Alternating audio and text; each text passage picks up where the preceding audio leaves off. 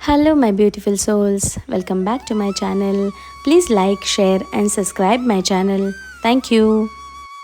श्री शिव पुराण श्री उमा संहिता 36वां अध्याय मनुपुत्रों का कुल वर्णन। सूत जी बोले, ऋषिगण, वैवस्वत मनु के 9 पुत्र इक्ष्वाकु, शिविन, भाचु, दृष्ट, कार्याति, निष्तंत पुत्रय, प्रियव्रत और नृग थे। ये सभी महापराक्रमी वीर और क्षत्रिय धर्म का पालन करने वाले थे। जब मनु की कोई संतान नहीं थी तो उन्होंने पुत्र प्राप्ति हेतु यज्ञ किया। तब वरुण के अंश से ईड़ा की उत्पत्ति हुई। वह वरुण के पास गई और उन्हें बताया कि मैं मनु के यज्ञ में आपके अंश से ही पैदा हुई हूँ। बताइए, मेरे लिए क्या आज्ञा है। तब वरुण देव ने उसे मनुवंश को बढ़ाने की आज्ञा प्रदान की। जब ईड़ा मनु के घर की ओर जा रही थी तो रास्ते में बुद्धि से उसका मिलन हुआ और उनसे उसे पुरुरवा नामक पुत्र की प्राप्ति हुई, जिस पर उर्वशी नामक अप्सरा मोहित हो गई थी। तत्पश्चात भगवान शिव की कृपा से पुरुषत्व प्राप्त कर श्रुद्युम्न ने परम धर्मात्मा उत्कल, गय एवं विनिताश्व नामक पुत्रों को पैदा किया। उत्कल ब्राह्मण होकर वक्कल देश में निवास करने लगे। विनिताश्व पश्चिम देश में ब्राह्मण हुआ। अनिति पुत्र रैन्य रैभय नाम से जग प्रसिद्ध हुआ। उसका निवास कुशस्थली में हुआ था।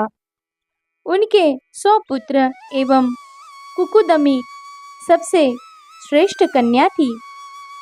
इसकी कन्या के रूप में सुंदरी रेवती पैदा हुई।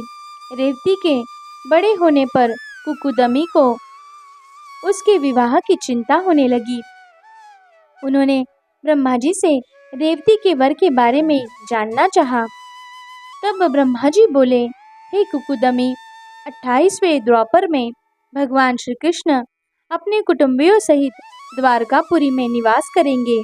वहाँ उनके भाई और वसुदेव जी के पुत्र बलदेव से तुम रेवती का विवाह करना। वही रेवती के लिए सर्वथा योग्य वर है। ब्रह्मा जी के कथनानुसार कुकुदमी ने रेवती का विवाह बलदेव जी से किया। स्वयं वे सुमेरु पर्वत पर जाकर तपस्या करने लगे। बलदेव के 100 पुत्र हुए। कृष्ण जी को भी अनेक पुत्रों की प्राप्ति हुई।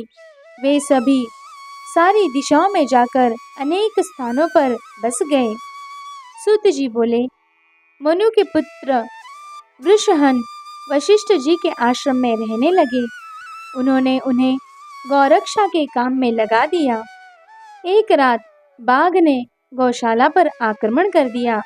गायों की रक्षा के लिए वृषहन तलवार लेकर गौशाला में चले गए और अंधेरे के कारण उनके वार से गाय कट गई और बाघ भाग खड़ा हुआ। सुबह जब उसने गाय को मरा देखा तो सारी बातें गुरुजी को बताई। यह सब जानकर वशिष्ठ जी ने उसे शूद्र होने का शाप दे दिया।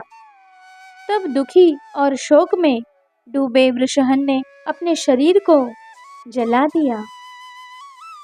Hello, my beautiful souls. Welcome back to my channel. Please like, share, and subscribe my channel. Thank you.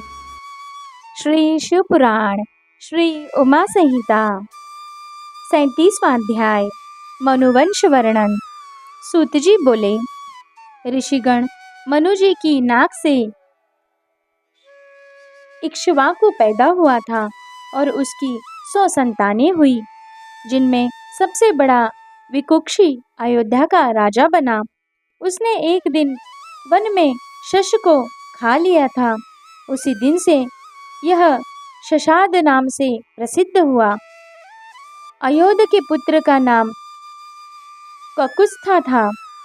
अरिनाम उसका पुत्र हुआ। इसी प्रकार अरिनाम के पृथु, पुथु,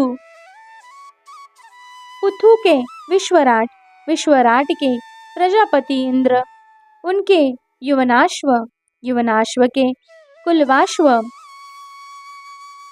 इंद्र के पुत्र युवनाश्व द्वारा प्रजापति श्राव हुए।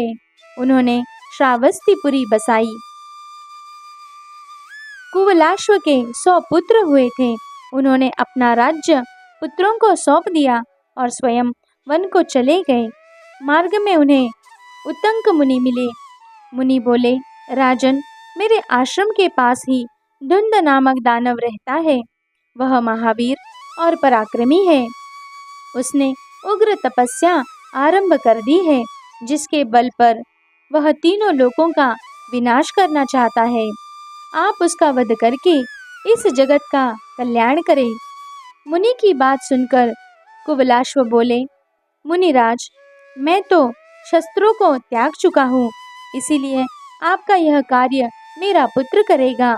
यह कहकर उन्होंने यह कार्य अपने पुत्र को सौंप दिया। तब उनका पुत्र धुंध को मारने पहुंचा। धुंध ने उनको अपनी ओर आता देखकर उन पर आक्रमण कर दिया।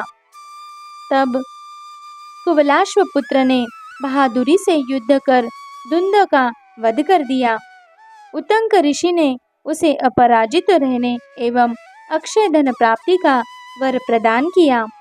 उनके पुत्रों में दृढ़ाश्व का हश्व, हर्यश्व का निकुंभ एवं गृहताश्व, कृशाश्व एवं हेमवती कन्या उत्पन्न हुई। उनके प्रसेनजीत नामक पुत्र हुआ। प्रसेनजीत ने अपनी पत्नी को शाप दे दिया था, जिसके अनुसार वह वहुदामान की नदी बनी। पुरुकुत्स का पुत्र जयारुणी और सत्यव्रत उसका पुत्र हुआ। उसे अधर्मी समझकर उसके पिता ने उसे त्याग दिया। तब वह चांडालों के साथ रहने लगा। इसी अधर्मी के कारण इंद्र ने 12 वर्षों तक वर्षा नहीं की। तत्पश्चात विश्वामित्र ने अपनी पत्नी का त्याग कर दिया और तपस्या करने लगे। उनकी पत्नी ने अपने पुत्र का गला बांधकर उसे 100 गायों के बदले बेच दिया। सत्यव्रत ने ही उसे बचाया। गला बांधने के कारण उसका नाम गालव हुआ। Hello, my beautiful souls. Welcome back to my channel. Please like, share, and subscribe my channel. Thank you. Shri Shiv पुराण श्री उमा संहिता 38वां अध्याय सगर तक राजाओं का वर्णन। सूत जी बोले, ऋषिगण, सत्यव्रत ने विश्वामित्र की पत्नी और पुत्र का पालन पोषण किया। एक दिन की बात है, राजकुमार ने मांस खाने की जिद की। तब सत्यव्रत ने महर्षि वशिष्ठ की एक गाय को मारा और तीनों ने उसे खा लिया। जब महर्षि वशिष्ठ को पता चला तो वे बहुत क्रोधित हुए। उन्होंने सत्यव्रत को त्रिशंकु होने का शाप दे दिया। इधर जब विश्वामित्र लौटे तो उन्हें पता चला कि उनकी अनुपस्थिति में सत्यव्रत ने ही उनके पुत्र और पत्नी का ध्यान रखा था, तो वे बहुत प्रसन्न हुए। महर्षि विश्वामित्र ने सत्यव्रत के पिता का राज्य उसे दिला दिया। यज्ञ द्वारा उसे सीधे स्वर्ग पहुंचा दिया। सत्यव्रत की पत्नी सत्यरथा थी और उनके पुत्र हरिश्चंद्र राजा हुए। उनके पुत्र रोहित, रोहित के पुत्र वृक और वृक के पुत्र बाहु हुए। राजा बाहु ने ऋषि औरव के आश्रम में तालजांघाओं से रक्षा पाई थी। इसी जगह जहर सहित पुत्र पैदा हुआ। उसका नाम सगर था। सगर ने भार्गव ऋषि से अज्ञेय नामक अश्व की शिक्षा ग्रहण की थी। उसने हय तालजांघों को मारकर पूरी पृथ्वी पर विजय प्राप्त की। तत्पश्चात शकवलटुक, पारद, तगण, शख, खग, खश नामों आदि देशों में धर्म स्थापन किया। उन्होंने अश्वमेध यज्ञ किया और संस्कार द्वारा घोड़े को पवित्र कर दिया।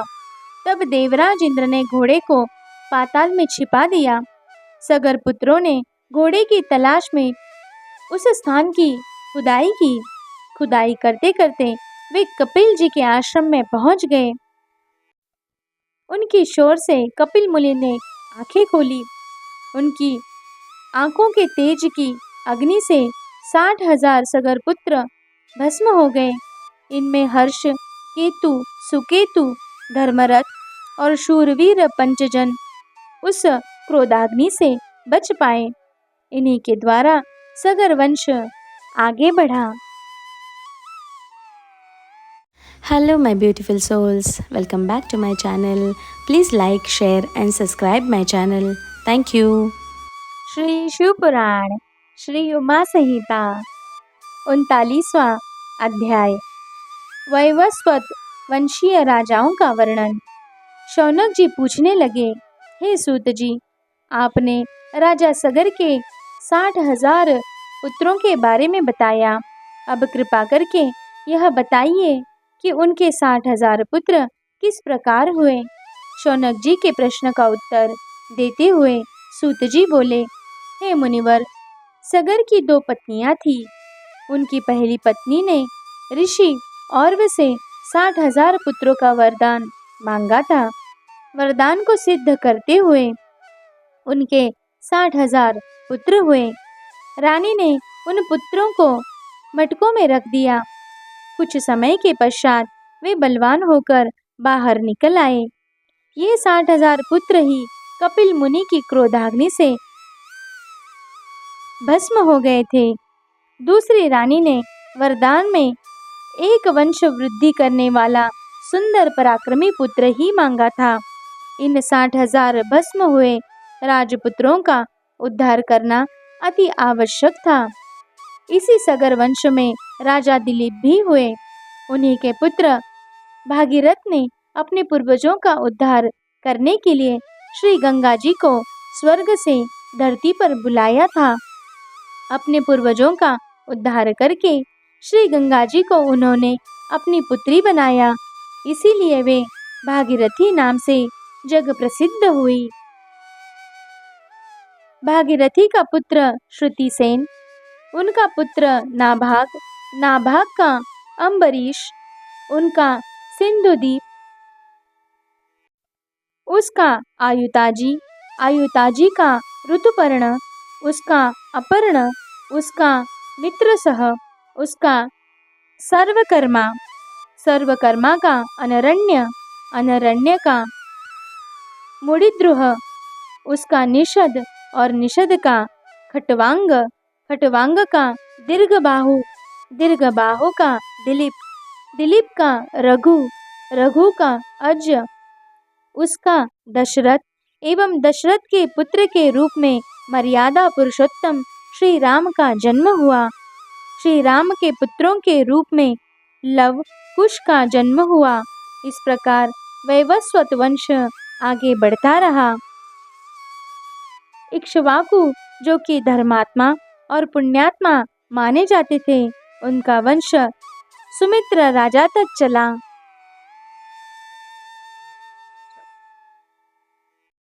Hello, my beautiful souls. Welcome back to my channel. Please like, share, and subscribe my channel. Thank you.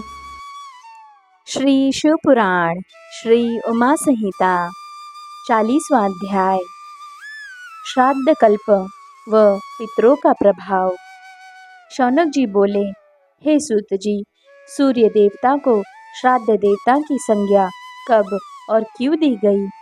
साथ ही यह बताइए कि श्राद्ध का क्या माहात्म्य है एवं उसका क्या फल होता है।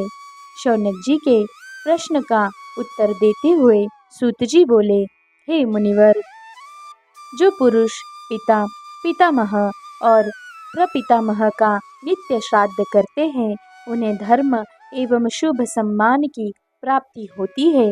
एक बार युधिष्ठिर ने भीष्म पितामह से पूछा, पितामह, पितरों को श्राद्ध कैसे प्राप्त होता है? अपने कर्मों द्वारा कुछ लोग स्वर्ग को जाते हैं तो कुछ नरक।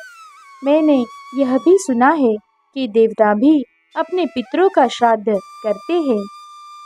क्या यह सच है? युधिष्ठिर के वचन सुनकर भीष्म पितामह बोले, पुत्र, एक दिन मैंने अपने पिताजी को पिंडदान किया तो वे सामने प्रकट हो गए और कहने लगे कि पिंड को मेरे हाथ पर रख दो, परंतु मैंने उसे कुश पर रख दिया। यह देखकर वे बोले, पुत्र, तुम बहुत धर्मज्ञ हो। तुम पर प्रसन्न होकर मैं तुम्हें इच्छा मृत्यु का वरदान देता हूँ। तुम्हें तुम्हारी इच्छा के विरुद्ध कोई मार नहीं सकेगा। अपने पिता से वरदान पाकर मैं प्रसन्न हुआ और मैंने उनसे एक प्रश्न किया कि मुझे पितृकल्प के विषय में बताइए। यह सुनकर वे बोले, पुत्र, यही प्रश्न मैंने भी ऋषि मार्कंडेय से पूछा था। तब उन्होंने कहा, एक दिन मैंने एक विमान में एक बालक को सोते हुए देखकर उससे पूछा कि आप कौन हैं? तब वह बालक बताने लगा कि मैं ब्रह्मा जी का पुत्र सनत कुमार हूँ। सातों ऋषि मेरे भाई हैं। तुमने मेरे दर्शन के लिए ही तपस्या की थी, इसीलिए मैं यहाँ प्रकट हुआ हूँ। कहो, क्या चाहते हो? मार्कंडेय जी बोले, स्वामी, पितरों का स्वर्ग क्या है? कृपा कर उसका वर्णन कीजिए। सनत कुमार जी बोले, मुनिवर, ब्रह्मा जी ने देवताओं की रचना करके उन्हें भजन और तपस्या करने का आदेश दिया। देवता ब्रह्मा जी को भूलकर आत्ममंथन करने लगे। इस कारण रुष्ट होकर ब्रह्मा जी ने उन्हें संज्ञाहीन और मूढ़ होने का शाप दे दिया। शाप सुनकर वे बहुत दुखी हुए और हाथ जोड़कर ब्रह्मा जी से क्षमा याचना करने लगे। ब्रह्मा जी ने उन्हें उनके बड़ों से प्रार्थना करने के लिए कहा। वे उनके पास जाकर ज्ञान के बारे में पूछने लगे। वे बोले, हे पुत्रगण, तुम चेतना पाकर अपनी भूल का प्रायश्चित्त करो। उनकी बात सुनकर देवता पुनः ब्रह्मा जी की शरण में गए और पूछने लगे कि आप हमें बताइए कि उन्होंने हमें पुत्रक क्यों कहा। तब ब्रह्मा जी बोले, हे देवताओं, तुम्हें पुत्रक कहने वाले देव तुम्हारे पितर होंगे।